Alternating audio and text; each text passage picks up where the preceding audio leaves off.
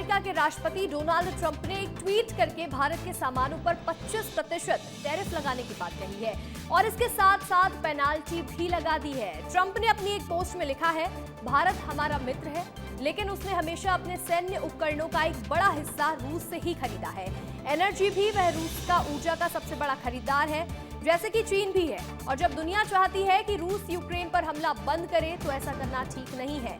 इसीलिए भारत को 1 अगस्त से 25% टैरिफ और उपरोक्त सभी के लिए जुर्माना देना होगा और ये भारत के लिए एक बड़ा झटका है। भारत और अमेरिका के बीच लंबे समय से टैरिफ डील चल रही थी और उम्मीद की गई थी कि बात बन जाएगी।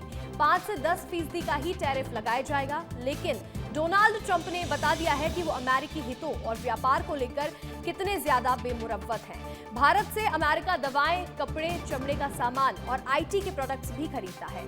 अमेरिका भारत के बीच करीब $1 लाख का सामान आता है और इस पर अब बुरा असर पड़ता हुआ नजर आएगा। भारत के शेयर मार्केट का बुरा हाल भी होना तय है।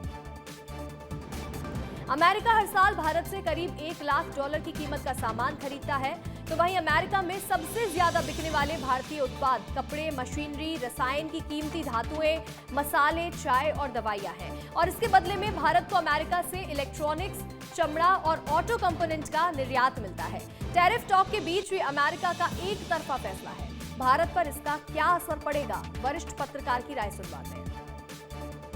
अभी तक उन्होंने जिन देशों के साथ कारोबारी समझौता किया है उसके साथ पहले उन्होंने एक बार यू टर्न लिया, लेकिन भारत के संदर्भ में तो यकीनन 25% या 26% जो टैरिफ पड़ रहा है, तो मेरा अंदाज़ा है कि शायद भारत को 700 करोड़ के आसपास का कुछ फ़र्क पड़ेगा। जो 26% टैरिफ उन्होंने लगाया है वो 26% टैरिफ से दवाओं को मुक्त रखा गया है। रूस से हम जो ख़रीद रहे हैं कच्चा तेल, उसकी वजह से ट्रंप चिढ़े हुए हैं और चूंकि रूस कई दफ़े उनकी किरकिरी करा चुका है, तो ऐसी सूरत में भारत के साथ उन्होंने 2-3 तरह की उनकी ज़िद है और इसीलिए उन्होंने बीच में, आपको याद होगा, पाकिस्तान के जो फील्ड मार्शल हैं आसिम मुनीर, उनको वहाँ अमेरिका बुलाया सिर्फ चिढ़ाने के लिए।